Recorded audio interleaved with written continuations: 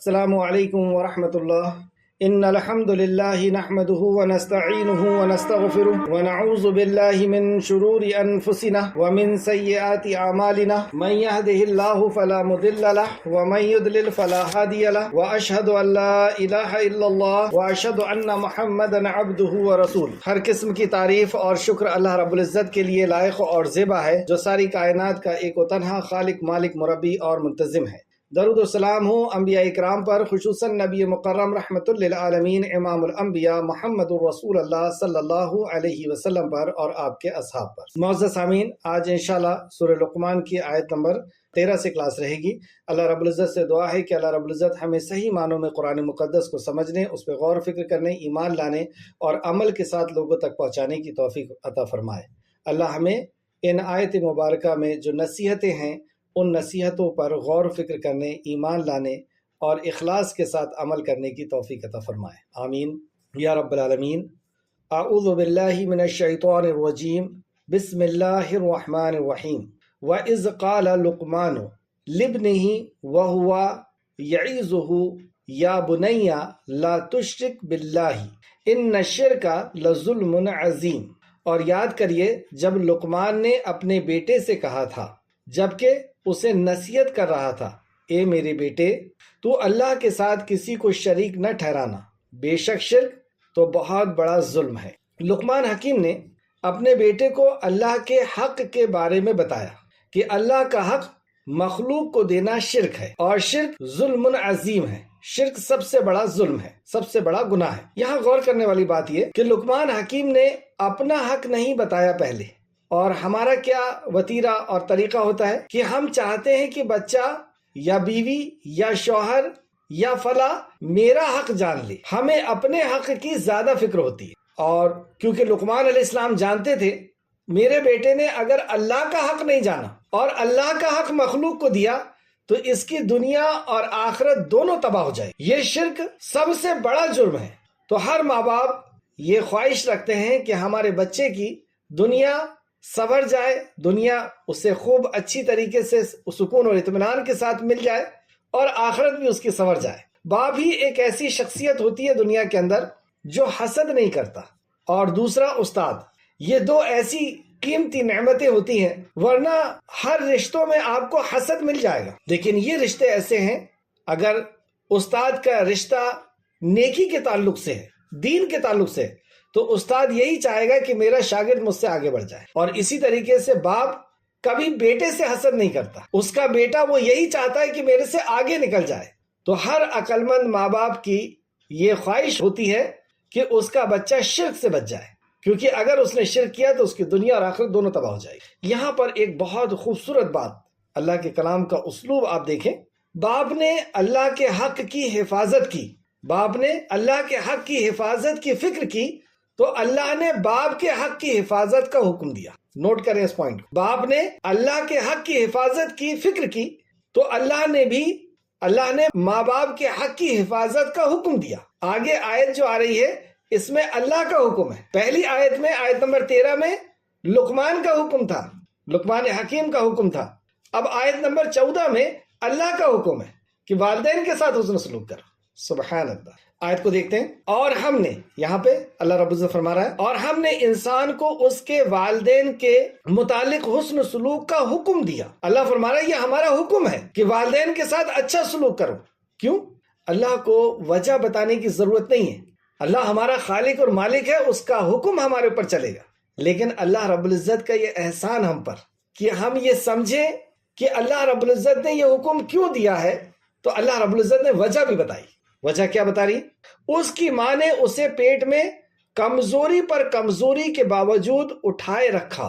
اللہ کو ماں کی وہ پوری کیفیت پتہ ہے، کیونکہ وہ رب ہے، کہ جب ماں کی کوکھ میں بچہ ہوتا ہے، پیٹ میں بچہ ہوتا ہے، تو اس کی حالت کیسی ہوتی ہے۔ اسے برابر سے نیند نہیں آتی، وہ پیٹ بھر کے کھانا نہیں کھا سکتی، اس کے ہارمونز کا بیلنس جو ہے وہ بگڑ جاتا ہے، اس کے جسم میں سوجن آ جاتی ہے، اس کا خون دودھ کی شکل میں یا بچے کی صحت کی شکل میں منتقل ہونا شروع ہو جاتا ہے۔ وہ ایموشنلی طور پر، روحانی طور پر، وہ فزیکلی، جسمانی طور پر کمزور ہو جاتی ہے، اس کی ہڈیاں اللہ اکبر، اتنا خیال رکھتا ہے اللہ رب العزت ایک ایک مخلوق کا، اور کتنا وہ جانتا ہے۔ تو اللہ رب العزت نے احساس دلایا کہ میں تجھے اپنی ماں باپ کے ساتھ حسن سلوک کرنے کا کیوں کہہ رہا ہوں، اور ماں کا درجہ زیادہ کیوں ہے، کہ تیری ماں نے 9 مہینے تجھے اپنے پیٹ میں رکھا۔ ایک چھوٹی سی کوئی چیز ہمارے جسم کے اندر چلی جائے تب ہمیں پتہ چلتا ہے کہ تکلیف کیا ہوتی ہے۔ اتنا بڑا بچہ، اور اس کی حفاظت بھی کرنا ہے، رات میں وہ برابر سو نہیں پا رہی کہ کہیں یہ دب نہ جائے، اور بھی بہت ساری چیزیں آپ سب سمجھتے ہیں، میں آگے بڑھتا ہوں۔ اور اس کا دودھ 2 سال چھڑانا ہوتا ہے، تو دودھ کی مدت بچے کو پلانے کے لیے 2 سال، اس سے زیادہ آپ نہیں پلا سکتی۔ یہ مسائل ہم بعد میں دیکھیں گے، آگے چلتے ہیں۔ اور یہ کہ تو میرا اور اپنے والدین کا شکر ادا کر۔ تو اللہ کے علاوہ بھی کیا کسی کا شکر ادا کیا جاتا ہے؟ تو ہاں، والدین کا بھی، اور ایک حدیث کا مفہوم انشاءاللہ میں اس کو آگے بتاؤں گا کہ جو بھی ہمارے ساتھ حسن سلوک کرتا ہے ہمیں اس کا شکر ادا کرنا چاہیے۔ آگے اللہ رب العزت نے خبردار کیا کہ اگر تم نے یہ احکام نہیں مانا تو اللہ فرماتا ہے میرے ہی طرف تمہیں لوٹ کر آنا ہے، کہیں اور بھاگ کے نہیں جا سکتے۔ اگر تم نے میرے یہ حکم نہیں مانا تو مر کے میرے پاس آؤ۔ آیت نمبر 15۔ اور اگر وہ دونوں تجھ پر زور ڈالیں کہ تم میرے ساتھ شرک کر، مطلب والدین مشرک ہیں، اور صرف مشرک نہیں ہیں، وہ شرک کے داعی بھی ہیں، وہ زبردستی کر رہے ہیں شرک کرنے کی، یعنی گناہوں میں سب سے بڑا گناہ اور گناہ گاروں میں سب سے بڑے گناہ گار، لیکن اس کے باوجود بھی جس کا تجھے علم نہیں تو ان کی اطاعت نہ کرنا، صرف اس معاملے میں اطاعت نہیں کرنا، اور دنیا میں بھلے طریقے سے ان دونوں کے ساتھ اچھا سلوک کرنا۔ سب سے بڑے گناہ گار ہیں، اللہ کا حق مارنے والے، لیکن اس کے باوجود بھی اللہ رب العزت کہہ رہا ہے کہ یہ بات نہیں ماننا شرک کی، لیکن اس کے باوجود ان کے ساتھ اچھا سلوک کر۔ اللہ اکبر، یہ مقام ہے کہ وہ والدین اللہ کا حق ادا نہیں کر رہے ہیں لیکن تجھے اس کا حق ادا کرنا ہے۔ اللہ اکبر، ہاں شرک نہیں کرنا لیکن زندگانی دنیا کی زندگی میں ان کے ساتھ اچھا سلوک کرنا۔ آگے، اور اس شخص کے طریقے کی اتباع کر جو میرے طرف رجوع کرتا ہے، جو میرے طرف رجوع کرتا ہے اس کی اتباع کر، یعنی مومنوں کے راستے پر چلے۔ یہاں پہ منہج کے تعلق سے بھی اشارہ ملتا ہے اور سنگت کے تعلق سے بھی اشارہ ملتا ہے کہ ہمیں کیسی سنگت اختیار کرنا چاہیے۔ اور آگے چلیں، پھر میرے ہی طرف تم کو واپس آنا ہے۔ پھر خبردار کر دیا کہ بھاگ کے کہیں نہیں جا سکتے، میرے پاس ہی آنا پڑے گا، میرے پاس سے گئے ہو دنیا میں اور واپس میرے پاس آنا، پھر میں تمہیں بتاؤں گا جو کچھ تم عمل کیا کرتے تھے۔ ابھی تم جو کچھ بھی کر رہے ہو والدین کے ساتھ سب بتانے والا ہوں۔ کیا پتہ چلا کہ اللہ نے، باپ نے اللہ کے حق کی حفاظت کی فکر کی، اللہ نے ماں باپ کے حق کی حفاظت کا حکم دیا۔ نمبر 1، اللہ نے ماں باپ کے مقام و مرتبے کی وضاحت فرمائی کہ کیا مقام و مرتبہ ہے۔ دوسرا، ماں باپ بہت بڑے، سب سے بڑے گنہگار بھی ہو تو ان کے ساتھ اچھا سلوک کرنا ہے، صرف شرک نہیں کرنا ہے یا اللہ کی نافرمانی کا کام نہیں کرنا۔ اللہ کی نافرمانی میں اطاعت نہیں ہے، ورنہ اگر وہ غیر ایمان والے بھی ہیں اور بھی دنیا کے ہر جرم کرتے ہیں لیکن اس کے باوجود بھی اللہ اور اللہ کے نبی کی اطاعت کے مطابق اگر وہ کوئی حکم دے رہے ہیں یا اللہ کی نافرمانی کا حکم نہیں دے رہے، نبی کی نافرمانی کا حکم نہیں دے رہے اور کوئی حکم دے رہے ہیں تو ان کی اطاعت کرنا پڑے گا، کیونکہ اللہ نے فرمایا لیکن باقی معاملوں میں اچھا سلوک کرتے رہیں۔ اور ماں باپ کو حکم نہیں مانے تو تمہیں میرے پاس لوٹ کر کے آنا، پھر میں تمہیں اس کی خبر دوں گا۔ آئے والدین کے حقوق کے تعلق سے کتاب و سنت کے اندر اللہ رب العزت نے کیا بیان فرمایا ہے اس پہ غور کرتے ہیں۔ نمبر 1، حقوق اللہ کے بعد حقوق الوالدین سب سے زیادہ ادائیگی کا حقدار ہے۔ 2 حق ہے، ایک ہے حقوق اللہ اور دوسرا ہے حقوق العباد۔ تو حقوق العباد کے اندر سب سے بڑا حق والدین کا ہے۔ دلیل نمبر 1، سورہ بقرہ آیت نمبر 83، وَإِذْ أَخَذْنَا مِيثَاقَ بَنِي إِسْرَائِيلَ لَا تَعْبُدُونَ إِلَّا اللَّهَ وَبِالْوَالِدَيْنِ إِحْسَانًا۔ اور یاد کرو جب ہم نے بنی اسرائیل سے وعدہ لیا کہ اللہ تعالیٰ کے سوا دوسروں کی عبادت نہ کرنا اور ماں باپ کے ساتھ اچھا سلوک کرنا۔ آیت میں ایک بات آپ نے غور کیا کہ اللہ نے جہاں پہ اپنی عبادت کا حکم دیا وہیں پر والدین کی اطاعت کا، فرمانبرداری کا، ان کے ساتھ حسن سلوک کا حکم دیا۔ دوسری آیت سورہ نساء آیت نمبر 36، یہاں پر بھی اللہ نے اپنی عبادت کے ساتھ والدین کی اطاعت کا حکم دیا، وَاعْبُدُوا اللَّهَ وَلَا تُشْرِكُوا بِهِ شَيْئًا وَبِالْوَالِدَيْنِ إِحْسَانًا، کہ والدین کے ساتھ احسان سلوک کر اور اللہ تعالیٰ کی عبادت کر اور اس کے ساتھ کسی کو شریک نہ کر اور ماں باپ کے ساتھ حسن سلوک سے پیش آ۔ تیسری آیت سورہ انعام آیت نمبر 151، قل تعالوا اتلوا ما حرم ربکم علیکم اللہ تشرکوا بہ شیئا وبالوالدین احسانا۔ یہاں پر بھی احسان سلوک کا حکم اللہ کی عبادت کے ساتھ۔ اللہ فرماتا ہے آپ کہہ دیجئے کہ آؤ میں تم کو وہ چیز پڑھ کر سناؤ جنہیں تمہارے رب نے تم پر حرام کیا ہے، اور وہ یہ کہ اللہ کے ساتھ کسی چیز کو شریک نہ ٹھہراؤ اور ماں باپ کے ساتھ نیکی کرو۔ اس طریقے سے سورہ اسراء آیت نمبر 23 اور 24، سورہ بنی اسرائیل سورہ اسراء آیت نمبر 23-24، اور اللہ تیرا پروردگار تجھے صاف صاف حکم دے چکا ہے کہ تم اس کے سوا کسی کی عبادت نہ کرنا اور ماں باپ کے ساتھ نیکی کرنا، اگر تیری موجودگی میں ان میں سے ایک یا دونوں بڑھاپے کو پہنچ جائیں تو ان کے آگے اف تک نہ کہنا۔ اب ہم اپنا محاسبہ کرتے ہوئے چلیں، یہ اللہ کا حکم ہے جس کے قبضے قدرت میں ہماری ایک ایک سانس سے ایک ایک دھڑکن ہے، جس کے ہم ہمہ لمحہ محتاج ہیں، اور مر کر کے جس رب کے پاس جانا ہے اس کا یہ آرڈر ہے کہ اس کے سامنے اف بھی مت کہنا جب وہ خاص طور پر بڑھاپے میں پہنچ جائے۔ نہ انہیں ڈانٹ ڈپٹ کر یعنی اونچی آواز میں بات نہیں کر سکتا، بلکہ ان کے ساتھ ادب و احترام سے بات چیت کرنا۔ ادب اور احترام سے کتنا ادب، اللہ آگے فرماتا ہے، اور عاجزی و محبت کے ساتھ ان کے سامنے تواضع کا بازو پست رکھنا، یعنی سینہ نکال کر کے، باہیں نکال کر کے، اکڑ کر کے بات نہیں، تواضع کے ساتھ اپنے بازو کو جھکا کر کے ان سے بات کر۔ اللہ، اور اتنا ہی نہیں، یہ حکم کیوں ہے؟ اس دعا کے اندر وہ بات چھپی ہوئی ہے، اور دعا کرتے رہنا کہ اے میرے پروردگار ان پر ویسا ہی رحم کر جیسا انہوں نے میرے بچپن میں مجھ پر رحم کیا، رب ارحمہما کما ربیانی صغیرا۔ یہ والدین کی دعا میں اللہ رب العزت نے احساس دلایا کہ اس چیز کو یاد رکھو کہ تم بہت کمزور تھے، اپنے ہاتھ سے اپنی گندگی بھی صاف نہیں کر سکتے اس وقت تمہاری ماں نے، اور جب تم بول نہیں سکتے تھے تو تمہارے باپ نے تمہاری ضرورت پوری۔ اس وقت کو یاد کرو اور پھر یہ دعا کرو کہ اللہ میرے والدین پر ایسا احسان کر جیسا کہ انہوں نے بچپن میں مجھ پہ احسان کیا۔ اپنے بچپن کو یاد کرو۔ سبحان اللہ۔ مذکورہ بالا 4 آیات میں جو 4 آیتیں پڑھی گئی، اس میں اللہ رب العزت نے اپنی عبادت کے ساتھ یعنی توحید کے ساتھ والدین کے ساتھ حسن سلوک کا حکم دیا ان 4 آیتوں میں، اور ہم دیکھتے ہیں سورہ لقمان میں بھی اللہ رب العزت نے آیت نمبر 14 کے اندر یعنی 13 میں شرک کا ذکر تھا، اور 14 نمبر کی آیت میں والدین کے ساتھ حسن سلوک کا ہے۔ سورہ احقاف آیت نمبر 15، اور ہم نے انسان کو اپنے ماں باپ کے ساتھ حسن سلوک کرنے کا حکم دیا، اس کی ماں نے اسے تکلیف جھیل کر پیٹ میں رکھا اور تکلیف برداشت کر کے اسے جنم دیا، اسے اس دنیا میں لایا۔ تو وہ جو تکلیف ماں نے برداشت کی ہے، باپ یا مرد اسے محسوس بھی نہیں کر سکتا۔ اور آگے اللہ فرماتا، اور اس کے حمل کا اور اس کے دودھ چھڑانے کا ذمہ 30 مہینے کا ہے۔ تو علماء یہ فرماتے ہیں، مفسرین ابن عباس رضی اللہ عنہ وغیرہ، یہاں پر اور جو پچھلی ہم نے آیت پڑھے کہ 2 سال تک وہ دودھ پلا سکتی، 2 سال کے بعد نہیں، کیونکہ اللہ نے کہہ دیا 2 سال تک دودھ پلانا ہے۔ یہاں پہ 30 مہینے کا ذکر ہے، یعنی 2.5 سال کا، تو یہ دودھ پلانے کا ذکر نہیں ہے۔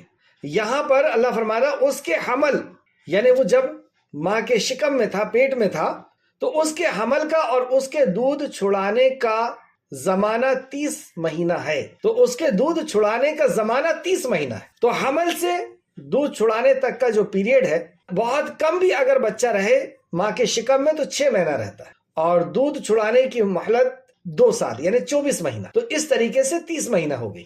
تو 30 مہینے سے زیادہ ماں کے شکم سے لے کر کے، اور جب بچہ اس دنیا کے اندر آتا ہے تو دنیا میں جب آ گیا تو 2 سال سے زیادہ دودھ نہیں پلایا جا سکتا۔ دوسرا پوائنٹ یہاں پر ہم نے دیکھا کہ اللہ رب العزت نے حکم دیا، اور اللہ نے اپنی عبادت کے ساتھ والدین کے ساتھ حسن سلوک کا حکم دیا۔ دوسرا پوائنٹ، اب حدیث سے ہم دیکھتے ہیں والدین کے حقوق اور والدین کے مقام و مرتبہ۔ ماں کی قدموں کے نیچے جنت ہے۔ دوسرا پوائنٹ، ماں کے قدموں کے نیچے جنت ہے۔ نبی کریم صلی اللہ علیہ وسلم نے فرمایا، بلا شبہ مجاہد رضی اللہ عنہ نبی کریم صلی اللہ علیہ وسلم کی خدمت میں حاضر ہوئے اور عرض کیا کہ اے اللہ کے رسول، میں نے جہاد میں جانے کا ارادہ کیا۔ کہاں جانے کا؟ جہاد میں جانے کا ارادہ کیا ہے، اور میں آپ سے مشورہ لینے آیا ہوں۔ آپ صلی اللہ علیہ وسلم نے فرمایا، کیا تیری ماں موجود ہے؟ اس نے عرض کیا ہاں۔ آپ نے فرمایا کہ اس کی خدمت کر لو، اس کی خدمت کو لازم پکڑ لو، کیونکہ اس کے قدموں کے نیچے جنت ہے۔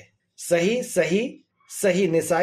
نسائی شریف حدیث نمبر 3104۔ تیسرا پوائنٹ، یہاں پر ایک چیز نوٹ کر لیں، یہ وہ جہاد ہے جس میں ضرورت کے مطابق مجاہد ہو چکے ہیں، جس میں ضرورت کے مطابق مجاہد ہو چکے ہیں، اس کے لیے یہ بات نبی کریم صلی اللہ علیہ وسلم نے فرمائی، ورنہ ایسے کئی جہاد آپ نے قرآن کے اندر پڑھا ہے کہ اللہ کے نبی نے سب کو حکم دیا کہ نکل جاؤ، اور جو غریب تھے جن کے پاس سواری نہیں تھی وہ جانا چاہتے تھے کیونکہ اللہ کے نبی کا آرڈر ہے، اور وہ روتے ہوئے واپس آئے۔ تو یہاں پر جب جہاد فرض ہو جائے گا اس وقت کی بات نہیں ہے۔ تیسرا پوائنٹ، سب سے زیادہ حسن سلوک کا مستحق ماں ہے، سب سے زیادہ حسن سلوک کی مستحق ماں ہے۔ تیسرا پوائنٹ، حضرت ابو ہریرہ رضی اللہ عنہ بیان کرتے ہیں ایک آدمی رسول اللہ صلی اللہ علیہ وسلم کی خدمت میں حاضر ہوا اور اس نے عرض کیا کہ اے اللہ کے رسول، میرے حسن سلوک کا لوگوں میں سب سے زیادہ حقدار کون ہے؟ لوگوں میں سب سے زیادہ حقدار کون ہے؟ ہم یہ سمجھتے ہیں نا بیوی ہے کر کے، اور بیوی بھی یہ سمجھتی ہے کہ میں ہی ہوں اور کوئی نہیں۔ تو آپ نبی مکرم سے پوچھ رہے ہیں، آپ صلی اللہ علیہ وسلم نے فرمایا تیری ماں۔ اس نے عرض کیا پھر کون ہے؟ آپ نے فرمایا پھر تیری ماں۔ اس نے پھر پوچھا کہ پھر کون ہے؟ آپ نے فرمایا پھر تیری ماں۔ اس نے چوتھی بار پوچھا، یعنی پہلی بار بیوی کا نمبر نہیں لگا یا اور دوسرے رشتہ دار کا نہیں لگا، دوسرے میں نہیں لگا، تیسرے میں نہیں لگا، چوتھی بار وہ پوچھ رہا ہے۔ تو چوتھی بار نبی مکرم صلی اللہ علیہ وسلم نے فرمایا تیرا باپ۔ بخاری شریف، یعنی 75% ماں کا حق ہے اور اس کے بعد پھر والد کا حق۔ جیسے ہم نے دیکھا کہ ماں کے پیروں کے نیچے جنت ہے تو باپ جنت کا دروازہ ہے، باپ جنت کا دروازہ۔ پہلے اس حدیث نمبر لکھیں، بخاری شریف حدیث نمبر 5971 5971 اور مسلم شریف حدیث نمبر 2548 متفقن علیہ روایت۔ چوتھا، والد جنت کا بہترین دروازہ ہے، بہترین دروازہ ہے۔ حضرت ابو دردہ رضی اللہ عنہ سے مروی ہے رسول اللہ صلی اللہ علیہ وسلم نے فرمایا والد جنت میں داخلے کا سب سے بہترین دروازہ ہے، اب تم اس دروازے کو نافرمانی اور برا سلوک کر کے ضائع کر لو یا اطاعت و فرمانبرداری کر کے اس کو محفوظ کر لو۔ تم چاہو تو اس دروازے کو برباد کر لو اور تم چاہو تو محفوظ کر لو، یعنی اطاعت و فرمانبرداری کر کے چاہو تو محفوظ کر لو اور نافرمانی کر کے چاہو تو برباد کر لو۔ صحیح ابن ماجہ حدیث نمبر 3663 اور ترمذی حدیث نمبر 1900۔ پانچواں، والد کی اطاعت میں اللہ کی اطاعت ہے۔ حضرت ابو ہریرہ رضی اللہ عنہ سے مروی ہے رسول کریم صلی اللہ علیہ وسلم نے فرمایا اللہ کی اطاعت والد کی اطاعت میں ہے اور اللہ کی نافرمانی والد کی نافرمانی میں ہے۔ صحیح لغیرہ، حدیث کی ورکشاپ میں آپ نے پڑھا تھا صحیح لغیرہ، تو صحیح لغیرہ صحیح ترغیب حدیث نمبر 2502۔ چھٹواں پوائنٹ، والدین سے نیکی و حسن سلوک اللہ تعالیٰ کو بہت زیادہ پسند ہے، اللہ تعالیٰ کو بہت زیادہ پسند ہے۔ ہم چاہتے ہیں نا کہ اللہ کی پسندیدگی کا کام کریں۔ حضرت عبداللہ بن مسعود رضی اللہ عنہ بیان فرماتے ہیں کہ میں نے نبی مکرم صلی اللہ علیہ وسلم سے دریافت کیا کہ کون سا عمل اللہ تعالیٰ کے نزدیک سب سے زیادہ پسندیدہ ہے، اللہ کو سب سے زیادہ پسندیدہ عمل کون سا ہے؟ آپ صلی اللہ علیہ وسلم نے فرمایا وقت پر نماز ادا کرنا۔ عبداللہ رضی اللہ عنہ نے کہا پھر کون سا؟ آپ نے فرمایا والدین کے ساتھ نیک سلوک کرنا، والدین کے ساتھ نیک سلوک۔ انہوں نے پھر دریافت کیا پھر کون سا؟ آپ نے فرمایا جہاد فی سبیل اللہ۔ تیسرے نمبر پہ آپ نے جہاد فی سبیل اللہ، بخاری شریف حدیث نمبر 527 اور مسلم شریف حدیث نمبر 8585۔ ساتواں، والدین کی رضامندی میں ہی اللہ کی رضامندی ہے۔ چلیں اس کو میں چھوڑ رہا ہوں اس پوائنٹ کو کیونکہ وقت کم ہے۔ آٹھواں، اولاد کے حق میں والد کی دعا قبول ہوتی ہے۔ یہ بہت اہم پوائنٹ ہے، اولاد کے حق میں والد کی دعا قبول ہوتی ہے۔ حضرت ابو ہریرہ رضی اللہ عنہ سے مروی ہے رسول اللہ صلی اللہ علیہ وسلم نے فرمایا 3 قسم کی دعائیں قبول کی جاتی ہے، ان کی قبولیت میں کوئی شک نہیں، قبول کی جاتی ہے، ان کی قبولیت میں کوئی شک نہیں، یعنی یہ ضرور قبول کی جائے گی، اس کو رد نہیں کیا جاتا۔ وہ کون سے ہیں؟ مظلوم کی دعا، مظلوم کی جب دل سے آہ نکلتی ہے تو اللہ کے اور بندے کے بیچ میں کوئی چیز حائل نہیں ہوتی، کوئی پردہ نہیں آتا۔ دوسرا، مسافر کی دعا، اور تیسرا، اور والد کی اپنے بیٹے کے حق میں دعا۔ یہاں پہ والدین نہیں ہے ذکر، والد اس حدیث میں والد کی اپنے بیٹے کے لیے دعا۔ تو ہم اگر یہ بہنیں اگر یہ چاہتی ہیں کہ میرا بیٹا جو ہے دنیا اور آخرت میں کامیاب ہو جائے، یا اس کے اندر کوئی غلط چیز آ رہی ہے، اس کے اندر بد زبانی آ رہی ہے، بد اخلاقی آ رہی ہے، تو وہ اپنے شوہر کو رات میں اٹھائیں، اس کی منت کریں کہ دیکھیے تہجد کا وقت ہے، اپنے بیٹے کے لیے دعا کرتے اللہ۔ تو والد کی دعا بیٹے کے حق میں رد نہیں ہوتی، ضروری نہیں ہے کہ رات میں ہی کرے، کبھی بھی وہ کر سکتا ہے۔ اس کا ریفرنس لکھیں، صحیح ترمذی شریف حدیث نمبر 1905 ابو داؤد حدیث نمبر 1536 ابن ماجہ حدیث نمبر 3862 اور بھی دوسری کتابوں میں یہ حدیث مل جائے گی. آگے ہے 9واں، والدین سے حسن سلوک عمر و رزق میں فراخی کا باعث ہے. اگر ہم یہ چاہتے ہیں کہ ہماری عمر بڑھے، عمر بڑھنے سے مراد عمر میں برکت ہو، ورنہ ہماری زندگی موت لکھی جا چکی. تو عمر میں ہم چاہتے ہیں ہماری عمر میں برکت ہو جائے اور ہمارے رزق میں برکت ہو جائے. تو اب یہ حدیث سماعت فرمائے. حضرت انس بن مالک رضی اللہ عنہ سے مروی ہے، رسول اللہ صلی اللہ علیہ وسلم نے فرمایا جسے اچھا لگے کہ اس کی عمر دراز کی جائے، اس کی عمر بڑھا دی جائے. یہاں پہ میں بہنوں کو مخاطب کروں گا کہ ہر بہن یہ چاہتی ہے کہ میرا شوہر کی عمر دراز ہو جائے، بڑھ جائے، اور میرا شوہر کا رزق بڑھ جائے، اس کی دولت بڑھ جائے.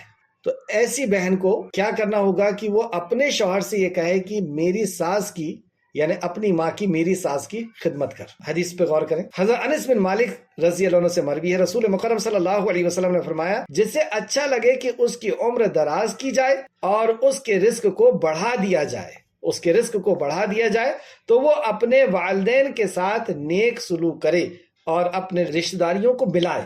والدین کے ساتھ نیک سلوک کرے اور رشتہ داری کو ملائے. تو ہم یہ اگر چاہتی ہیں، بہنیں اگر یہ چاہتی ہیں کہ میرے شوہر کی عمر بھی بڑھ جائے اور اس کا رزق بھی بڑھ جائے، تو اسے چاہیے کہ ساس کے ساتھ خود بھی اچھا سلوک کرے اور خاص طور سے شوہر کو بولے کہ آپ کو ان کے ساتھ اچھا سلوک کرنا ہے، میرے سے زیادہ حق آپ کا اپنے ماں باپ کے اوپر ہے. خیر، اس حدیث کو لکھیں. حسن لغیرہ صحیح ترغیب، حدیث نمبر 2488 مسند احمد جلد نمبر 3 صفحہ نمبر 266. 10واں پوائنٹ، والدین سے نیک سلوک گناہوں کا کفارہ بن جاتا ہے. جیسے ہم کوئی گناہ کر لیے، جیسے حدیث دیکھتے ہیں، حضرت ابن عمر رضی اللہ عنہ بیان کرتے ہیں رسول اللہ صلی اللہ علیہ وسلم نے فرمایا ایک آدمی نبی کریم صلی اللہ علیہ وسلم کے پاس آیا اور اس نے عرض کیا، اے اللہ کے رسول، بلا شبہ میں بہت بڑا گناہ کر بیٹھا ہوں، تو کیا میری توبہ قبول ہو جائے گی؟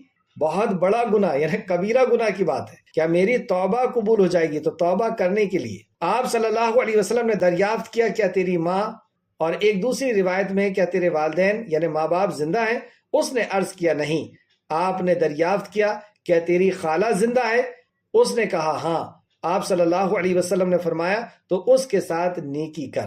حدیث صحیح ترغیب، حدیث نمبر 2504 ترمذی شریف حدیث نمبر 1904. اس حدیث سے کیا پتہ چلا کہ ہم سے کوئی کبیرہ گناہ ہو جائے تو صرف توبہ پر ہی اکتفا نہ کریں، بلکہ دوسری حدیثوں سے جیسے ہمیں ملتا ہے کہ ہم کو صدقہ خیرات کر کے بھی معافی مانگے اللہ رب العزت سے. اور اس حدیث سے ہمیں پتہ چلا کہ والدہ کے ساتھ، ماں کے ساتھ اچھا سلوک کرے، پھر ساتھ میں توبہ بھی کرے، اور والدین کے ساتھ دوسری حدیث کے مطابق والدین کے ساتھ اچھا سلوک کرے اور توبہ کریں. اور پھر ایک اور مسئلہ پتہ چلا کہ اگر ماں باپ ہمارے نہیں ہیں، ان کا انتقال ہو چکا ہے، تو پھر ہمارے حسن سلوک کا حقدار کون ہے؟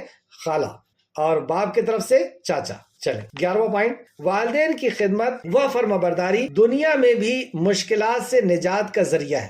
دنیا میں ہم کسی مصیبت میں پھنس گئے ہیں تو والدین کی اطاعت اور فرمانبرداری، ان کے ساتھ حسن سلوک اگر ہم نے اخلاص کے ساتھ کیا ہے تو یہ عمل کے وسیلے سے ہم اللہ رب العزت سے دعا کر سکتے ہیں کہ اللہ، میں نے میری ماں کے ساتھ صرف تیری رضا کے لیے حسن سلوک کیا تھا، تیری رضا کے لیے. اس لیے نہیں کہ ماں فلاں جائزات دے دے گی، باپ فلاں جائزات دے دے گا، اور باپ کے ساتھ اگر اچھا سلوک نہیں کروں گا تو مجھے وہ جائزات سے جو ہے بے دخل کر دے گا.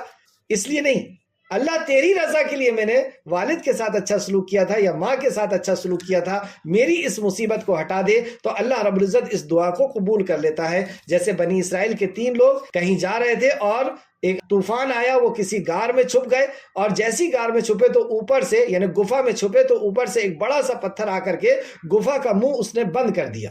اب یہ تینوں پریشان ہیں، ہلا رہے ہیں لیکن وہ ہلنے کو تیار نہیں ہے، یعنی اب وہیں پہ مرنا ہوگا. تو ان تینوں نے اپنے اپنے نیک اعمال یاد کیے کہ ہاں میں نے فلاں کام صرف اللہ کی رضا کے لیے کیا تھا، میں نے فلاں کام صرف اللہ کی رضا کے لیے کیا تھا. تو اس میں ایک شخص ایسا بھی تھا جس نے اپنے والدین کی خدمت اس انداز میں کی کہ رات بھر، رات میں پہلے ماں باپ کو وہ دودھ دیتا تھا، بعد میں اپنی بیوی اور بچوں کو دودھ دیا کرتا تھا. بکری چرواہا تھا، اللہ اکبر. اور وہ باپ کے پاس جا کر کے دودھ لے کر کھڑا رہا، یعنی اس کے کھانے کی چیز لے کر کے کھڑا رہا، اور دیکھا کہ باپ جو ہے وہ سو گئے ہیں تو ان کو نیند سے اٹھانا اس نے گوارا نہیں سمجھا. کیسا اطاعت گزار بچہ تھا یہ. نیند سے اٹھانا گوارا نہیں سمجھا، رات بھر وہ دودھ کا پیالہ لے کر کے کھڑا رہا، بچے بھوکے رہے، بیوی بھوکی رہی، اور پہلے باپ کو دودھ پلانے کے بعد جب وہ صبح اٹھ گئے، بعد میں آیا، اے اللہ میں نے یہ کام تیری رضا کے لیے کیا تھا، اس چٹان کو ہٹا دے اللہ رب العزت نے اس چٹان کو ہٹا دیا، پھر دھیرے دھیرے کر کے وہ چٹان ہٹ گئی۔ اس حدیث کا نمبر نوٹ کر لیں، متفق علیہ روایت ہے، اللہ اکبر، سب سے اسٹرانگ روایت، بخاری شریف حدیث نمبر 2215 مسلم شریف حدیث نمبر 2843 اور مسند احمد وغیرہ میں بھی یہ حدیث ہے۔ 12واں پوائنٹ، والدین کی اطاعت کو نفل نماز پر ترجیح دینا چاہیے۔ والدین اگر کوئی حکم دے رہے ہیں اور ہم نفل نماز پڑھ رہے ہیں تو ہمیں نفل نماز پر ماں کے حکم کو ترجیح دینا چاہیے۔ کیا دلیل ہے اس بات کی؟ آپ نے ایک بہت مشہور واقعہ سنا ہوگا کہ 3 بچوں نے ماں کی گود میں بات کیا تھا، اس میں سے ایک بچہ یہ تھا، جریج نامی ایک شخص عابد تھا، بنی اسرائیل کی روایت ہے، بہت متقی اور پرہیزگار تھا، اور یہ نماز پڑھ رہے تھے، ان کی والدہ آئیں، آواز دی، جریز جریز، انہوں نے نماز میں تھے اور نماز میں خیال کرتے کہ اے اللہ میں نماز پڑھ رہا ہوں، ایک طرف تو ہے ایک طرف تیری میری ماں ہے، کوئی جواب نہ دیا، وہ آواز دیتے دیتے چلی گئی۔ دوسرے دن آئی، اتفاق کے طور پر پھر وہ نماز پڑھ رہا تھا، تیسرے دن آئی، پھر وہ نماز پڑھ رہا تھا، اور تیسرے دن وہ غصے میں آ کر کے انہوں نے بددعا دے دی کہ تیری موت نہ آئے جب تک کہ تو کسی طوائف کا بدکار عورت کا چہرہ نہ دیکھ۔ یہ دعا اللہ نے قبول کر لی، اللہ، اور اس عورت نے ان کے اوپر الزام لگائی۔ پہلے تو اس عورت نے ان کو برگلانے کی کوشش کی، جب دیکھا کہ یہ نہیں اس کے فاصے میں آیا، یعنی متقی شخص تھا، تو اس عورت نے دشمنی نبھانے کے لیے ایک چرواہے کے پاس گئی، ہم بستری کی، اور اس سے جو بچہ ہوا یہ کہتی ہے کہ جریز کا بچہ ہے۔ گاؤں والوں نے اسے مارنے پیٹنے کے لیے گھیر لیا، تو جریز نے کہا کہ رک جائے، مجھے صرف 2 رکعت نماز پڑھنے دے، دعا کی، اور اس بچے نے گود سے کہہ دیا کہ میں فلاں چرواہے کا بچہ ہوں۔ اس حدیث کا نمبر نوٹ کر لیں، مسلم شریف حدیث نمبر 2550، اور بخاری میں بھی یہ حدیث مل جائے گی 2482۔ چل اب آگے آئیں، ان 2 آیتوں میں پھر سے غور کرتے ہیں۔ ابھی تک ہم نے والدین کے حقوق اور بھی تھے پوائنٹس، لیکن وقت کی وجہ سے میں آگے چل رہا ہوں، کیونکہ یہاں پر بیلنس ملے گا کہ والدین یہ نہ سمجھیں کہ ہم اپنے بچے کو کچھ بھی حکم دیں اور چل جائے گا کہ بیٹا داڑھی مت رکھ، بیٹی برقع مت پہن، نقاب مت پہن، یا حجاب مت کر، نماز پڑھنے کی ضرورت نہیں ہے، کچھ بھی حکم نہیں چلے گا ماں باپ کا، اور ماں باپ کی کچھ بھی اطاعت نہیں چلے گی۔ اس بیلنس کو مجھے بنانا ہے، اس وجہ سے میں نے کچھ پوائنٹس روک دیا ہوں، ورنہ والدین کے بہت زیادہ حقوق ہیں، یہ سمجھ لیں آپ۔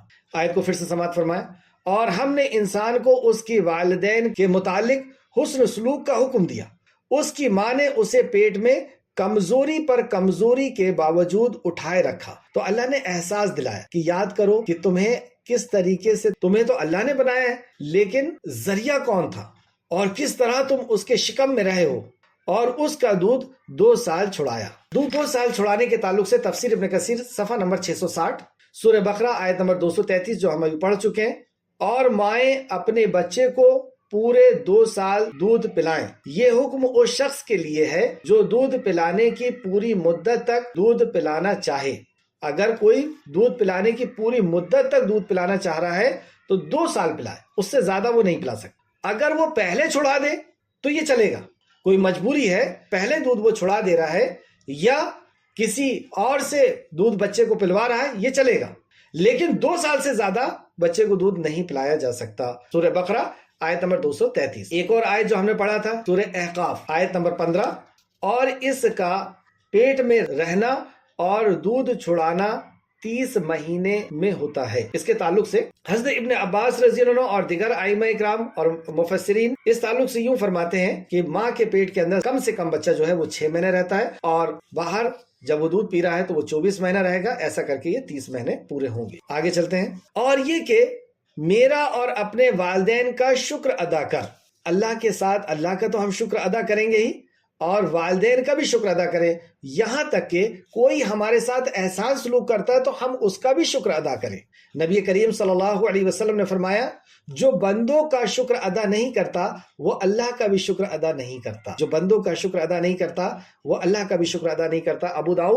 ابو داؤد حدیث نمبر 4811 آگے ہے، میری ہی طرف تمہیں لوٹ کر آنا ہے۔ پھر خبردار کر دیا اللہ نے کہ مر کے کہیں جا نہیں سکتے، میرے پاس آنا پڑے گا تم کو اگر تم نے اس بات کو نہیں مانا۔ آگے آیت نمبر 15، اور اگر وہ دونوں تجھ پر زور ڈالیں کہ تو میرے ساتھ شرک کر جس کا تجھے علم نہیں، تو ان کی اطاعت نہ کرنا اور دنیا میں بھلے طریقے سے ان دونوں کے ساتھ اچھا سلوک کرنا۔ اس کے باوجود دیکھیں اللہ رب العزت کا حق مارا جا رہا ہے، یہ مشرک ہے اور مشرک شرک کرنے کے لیے زبردستی کر رہا ہے، لیکن اس کے باوجود بھی اللہ رب العزت یہ حکم دے رہا ہے کہ شرک مت کرنا، لیکن ان کے ساتھ اچھا سلوک کرتے رہنا۔ اگر غیر مسلم ہے، اکثر و بیشتر بچوں کے ذہن میں یہ بات آتی ہے کہ میری ماں جھوٹ بولتی ہے اس لیے میں اس کے ساتھ اچھے سے سلوک نہیں کروں گا، میری ماں نماز نہیں پڑھتی، میری ماں ایسا کرتی، میری ماں ویسا کرتی۔ سب سے بڑا جرم کہ اللہ رب العزت نے بارے میں بتا دیا کہ وہ شرک ہی نہیں کر رہے، شرک کرنے پر زبردستی کر رہے۔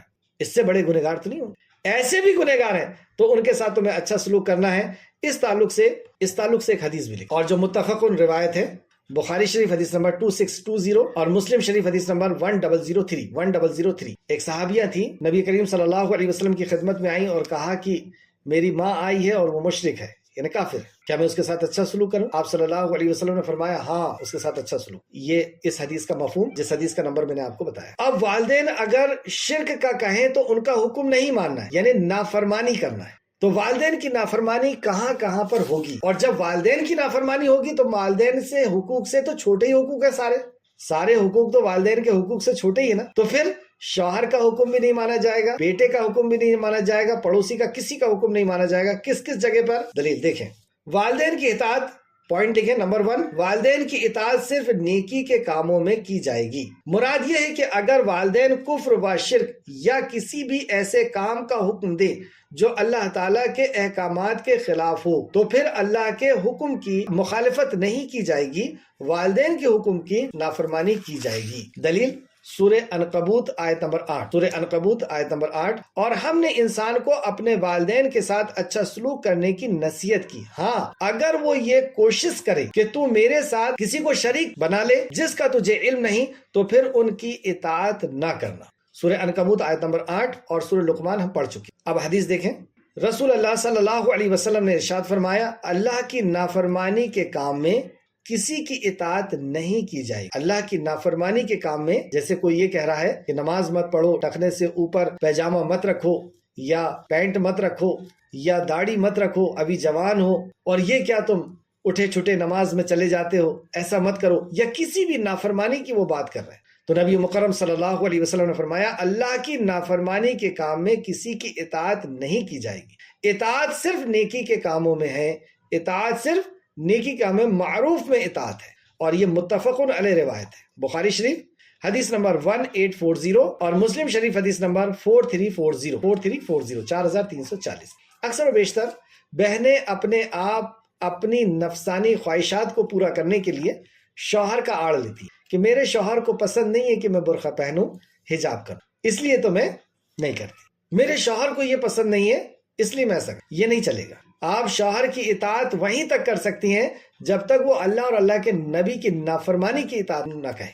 اگر اللہ اور اللہ کے نبی کی نافرمانی کی بات کرتے ہیں وہاں پہ آپ ان کی اطاعت نہیں کر سکتے۔ نہ ماں باپ کی اطاعت کی جا سکتی ہے، نہ شوہر کی، نہ بیوی کی۔ بھائی لوگ بھی میری بات سن رہے ہیں، بیوی کی بھی ہم اطاعت نہیں کر سکتے اگر وہ اللہ کے نبی کی نافرمانی کی بات کریں۔ یہاں تک کہ اکثر و بیشتر لڑکے ماں کی غیبت سن لیتے ہیں۔ اللہ اکبر، شرم نہیں آتی کہ بیوی سے ماں کی غیبت سن رہے، اور اس کی ہمت کیسے ہو گئی آپ کے سامنے ماں کی غیبت کرنے کی، چغلی کرنے کی ہمت کیسے ہو گئی؟ یہ سب چیز کے پیچھے جو حکمت مجھے نظر آئی وہ یہی سورہ لقمان کے اندر کہ اگر ہم نے بچے کو توحید نہیں سکھائی تو پھر یہ مصیبت ہم پر ہی آ رہی۔ اور دوسرا یہ کہ ہم بہو لے کر کے آ رہے ہیں، ہم اپنی ساس لے کر کے نہ آئے، بہو لے کر کے آ رہے ہیں تو اللہ کے اور اللہ کے نبی کے حکم کی فرما برداری کرتے ہوئے لے کر کے آئے۔ اللہ نے کیا حکم دیا کہ مومن اگر بیٹا ہے تو مومن لڑکی لے کر کے آئے، اور دوسرا حکم کہ 4 چیزیں دیکھ کر کے نکاح کیا جاتا ہے، تم دینداری کو ترجیح دو۔ اور جب مائیں جاتی ہیں، ایک تو 50 گھر جاتی ہیں لڑکی دیکھنے کے لیے، 50 گھر کی لڑکیوں کا دل دکھاتی ہیں، ان کو کہیں گے چل کر کے دکھاؤ، آواز نکال کر کے دکھاؤ، تمہاری آواز کیسی ہے، ہائٹ کیسی ہے، اچھا ناک تھوڑی سی ترچھی ہے، اچھا تمہاری چال میں تھوڑا سا لچک ہے۔ پھر جب وہ آتی ہے نا گھر میں، پھر وہ بتاتی ہے چال اور آواز، کیونکہ یہی دیکھ کے لائے تھے آپ نے۔ تو اللہ کے لیے دینداری دیکھ کر کے لائے۔ اللہ کا ڈر ہوگا تو وہ اپنے شوہر کو آپ کی نافرمانی سے روکے گی، اللہ کا اگر ڈر ہوگا تو وہ آپ کی نافرمانی سے روکے گی، غیبت اور چغلی سے روکے گی، دلوں کو لڑانے سے روکے گی۔ آپ دیکھیں، جادو کے جیسا گناہ ہے غیبت کرنا۔ کیوں؟ کیونکہ جادو کا نتیجہ دلوں کے اندر نفرت پیدا کرنا، اور چغلی کا نتیجہ، غیبت کا نتیجہ بھی یہی ہوتا ہے کہ دلوں کو دور کر دیا۔ تو آپ نے جادو نہیں کرائی، لیکن غیبت کر کر کے بیٹے سے ماں کو دور کر دیا، اور جب بیٹا ماں سے دور ہو جائے گا تو اللہ کی پکڑ کا باعث بنے گا، اور جب وہ اللہ کی پکڑ میں آ جائے گا، اللہ نہ کرے اس کا ایکسیڈنٹ ہو جائے، ہاتھ پیر ٹوٹ جائے، کس کو بھگتنا پڑے گا؟ آپ کو ہی بھگتنا پڑے گا، بیوی کو ہی بھگتنا پڑے گا۔ اور آپ یہ چاہتی ہیں کہ اس کی عمر دراز ہو جائے اور اس کے مال میں برکت ہو جائے، تو آپ کو چاہیے کہ وہ اسے کہیں کہ اپنے والدین کے ساتھ حسن سلوک، اور والدین کو بھی یہ چاہیے کہ اس جو اللہ رب العزت نے جو انہیں فضائل دیے ہیں اس کا ناجائز فائدہ بھی وہ نہیں اٹھا سکتی، کہ اللہ کی نافرمانی کی بات کرے، کہ ساس خود بیٹھ کر کے اور بہو سے دور کر رہی ہے کہ وہ تو ایسی آ گئی اور تو اس نے ماں کے گھر میں کیا سیکھ کر کے آئی ہے، اور اس کو تو کھانا بناتے نہیں آتا، دیکھ آج کھانا بنائی اور یہ کر دی اور وہ کر دی، دن رات لگی ہوئی ہے پٹر پٹر، اور اپنے گھر کو جو ہے وہ جہنم بنا کے رکھ۔ بہرحال وقت کافی ہو گیا، آگے چلتے ہیں۔ آگے اللہ فرماتا ہے آیت نمبر 15، اور اگر وہ دونوں تجھ پر زور ڈالیں کہ تو میرے ساتھ شرک کر جس کا تجھے علم نہیں، تو ان کی اطاعت نہ کرنا، اور دنیا میں بھلے طریقے سے ان دونوں کے ساتھ اچھا سلوک کرنا، اور اس شخص کے طریقے کی اتباع کر جو میرے طرف رجوع ہو گیا۔ یہ بہت قیمتی پوائنٹ ہے، اس سے ہمیں پتہ چلا، اور تفسیر ابن کثیر فرماتے ہیں کہ مومنوں کے راستے کی پیروی کرنے کا کہا گیا، کہ مومنوں کے راستے کی پیروی کر۔ ہم کسی نہ کسی کی پیروی کرتے ہیں، مطلب ہم کسی نہ کسی کو آئیڈیل بنا کر کے جیتے ہیں، تو ہمیں کس کو آئیڈیل بنانا ہے؟ مومنوں کو، اور مومنوں میں سب سے پہلے آئیڈیل بنانا ہے محمد رسول اللہ صلی اللہ علیہ وسلم کو، اور پھر آپ کے ساتھیوں کو، صحابہ۔ تو یہاں پہ منہج کا بھی اشارہ مل گیا، اور دوسرا کہ ہم سنگت اچھی رکھیں، ہم اس کے ساتھ اٹھے بیٹھیں، اس کے ساتھ وقت گزاریں، اس کے ساتھ راز کی بات کریں جو مومن ہے۔ آگے چلیں، پھر میری ہی طرف تمہیں واپس آنا ہے۔ اب اتنے احکام اللہ رب العزت نے بیان فرما دیے، شرک، والدین اور ساری چیزیں آپ کے سامنے ہیں۔ اب اللہ رب العزت آخر میں پھر وارننگ دے رہا ہے، پھر میرے ہی طرف تمہیں واپس آنا ہے، پھر میں تمہیں بتاؤں گا جو کچھ تم عمل کیا کرتے تھے، جو کچھ تم عمل کیا کرتے تھے۔ اس تعلق سے 2 آیت پھر میں اپنی بات ختم کروں گا۔ سورہ انبیاء آیت نمبر 47۔ ہم جب مر کر کے اپنے خالق کے سامنے حاضر کیے جائیں گے، اللہ رب العزت کیسے ایک ایک بات کو ہم سے پوچھنے والا ہے۔ سورہ انبیاء آیت نمبر 47، اللہ فرماتا، اور ہم قیامت کے دن انصاف کا ترازو کھڑا کریں گے، انصاف کا ترازو کھڑا کریں گے، تو کسی شخص کو ذرہ بھی حق تلفی نہیں کی جائے گی، کسی کی بھی حق تلفی نہیں کی جائے گی، جس کے جو حقوق ہوں گے سب ادا کیے جائیں گے۔ اور اگر رائی کے دانے کے برابر بھی کسی کا عمل ہوگا تو ہم اس کو لے آئیں گے۔ رائی کے دانے کے برابر کسی سے مسکرا کر کے بات کیا تھا، یہ بھی نہیں کیے۔ میں اکثر و بیشتر دیکھتا ہوں مسلمان سے ملتا ہے، مسکراہٹ تک اس کے چہرے پہ نہیں آتی۔ کسی کے گھر ہم گئے ہیں یا کسی کے گھر ہم آئے ہیں، کوئی ہمارے گھر مہمان آیا ہے، ہم اس سے مسافہ کرتے ہوئے مسکراہٹ تک ہمارے چہرے پہ نہیں آتی، یا مسکرا کر کے بات کرنا یہ بھی نہیں کیے۔ اس سے خندہ پیشانی سے ملنا، اس کے ساتھ جو ہے مسافہ کر کے اس کو ویلکم کرنا، یہ بھی نہیں کیے۔ اللہ رب العزت فرماتا ہے، اور اگر رائی کے دانے کے برابر بھی کسی کا کوئی عمل ہوگا تو ہم اس کو لے آئیں گے، اور ہم حساب کرنے میں کافی ہیں۔ دوسرا سورہ زلزال آیت نمبر 8 اور 9، فَمَنْ يَعْمَلْ مِثْقَالَ ذَرَّةٍ خَيْرًا يَرَهُ وَمَنْ يَعْمَلْ مِثْقَالَ ذَرَّةٍ شَرًّا يَرَهُ، اور جس نے ذرہ بھر بھی نیکی کی ہوگی، ذرہ بھر بھی نیکی کی، اس کو دکھا دیا جائے گا، اور جس نے ذرہ بھر بھی برائی کی ہوگی اسے دکھا دیا جائے۔ تو یہ تو ذرہ نہیں، یہ تو سب سے بڑے گناہوں میں سے گناہ ہے۔ والدین کی نافرمانی بڑے گناہوں میں سے گناہ، اور اسی طریقے سے اللہ رب العزت کا حق کسی اور کو دے دینا، یا شرک کرنے کا کوئی کہے، یا اللہ کی نافرمانی کرنے کا کوئی کہے، تو یہ سب کر لینا۔ جو بھی باتیں کی گئیں اس کے تعلق سے یہاں پہ فرمایا، پھر میرے ہی طرف تمہیں واپس آنا ہے، پھر میں تمہیں بتاؤں گا جو کچھ تم عمل کیا کرتے تھے۔ اللہم احسبنی حسابا یسیرا، اے اللہ ہمارے حساب کو آسان کر دے، اے اللہ ہمارے حساب کو آسان کر دے، اے اللہ والدین سے جو بھی حق تلفی ہوئی ہے، اے اللہ ہمیں توفیق دے کہ ہم والدین سے معافی مانگ لیں، اے اللہ ہمیں توفیق دے۔ رمضان المبارک کا مہینہ آنے والا ہے، اے اللہ اس رمضان میں پہنچنے کے پہلے ایک حدیث آپ سماعت کر لیں۔ نبی کریم صلی اللہ علیہ وسلم ممبر پہ تشریف لے جا رہے تھے اور جبرائیل علیہ السلام آئے۔ کوئی صحابی جبرائیل السلام کو نہ دیکھ سکے، لیکن رسول مکرم صلی اللہ علیہ وسلم سے آپ کی بات ہو رہی ہے۔ جبرائیل السلام اپنی مرضی سے آتے ہیں کیا؟ نہیں، اس کی دلیل آپ لوگ جانتے ہیں۔ جبرائیل السلام نے کہا کہ ہلاک اور برباد ہو جائے وہ شخص جس نے رمضان المبارک کا مہینہ پایا اور اپنے رب کو راضی نہیں کیا، ہلاک اور برباد ہو جائے وہ شخص۔ اور پھر کہا کہ آپ آمین کہیے۔ محمد رسول اللہ نے آمین کہا۔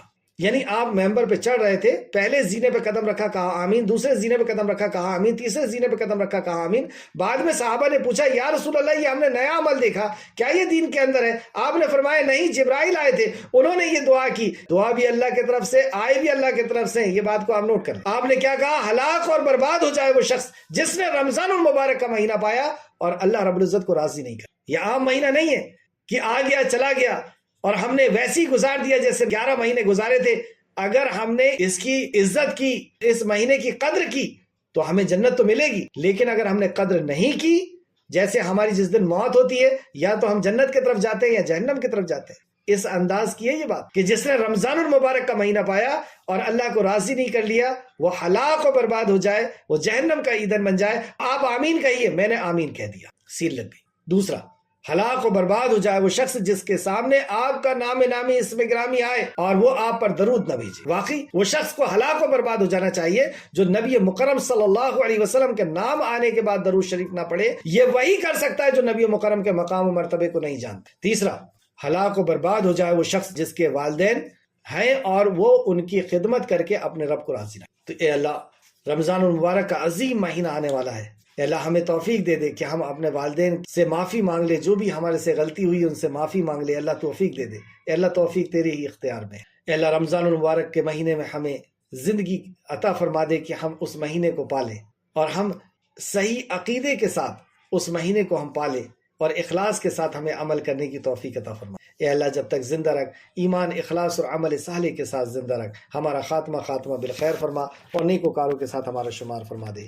آمین یا رب العالمین۔ السلام علیکم ورحمۃ اللہ وبرکاتہ۔